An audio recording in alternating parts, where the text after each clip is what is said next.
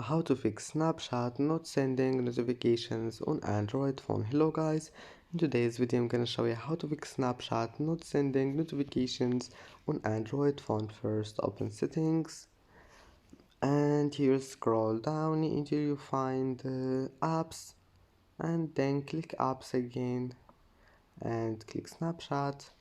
Just type it here and you will find it, then click on it, and now click notifications. And first thing you need to do here is just check all of those here.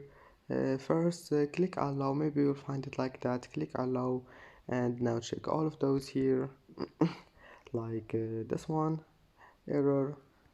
Click on it and then allow banners and allow notifications, and you can manage notifications sound if you want. And that's it. I hope that can fix your problem, and see you in the next video.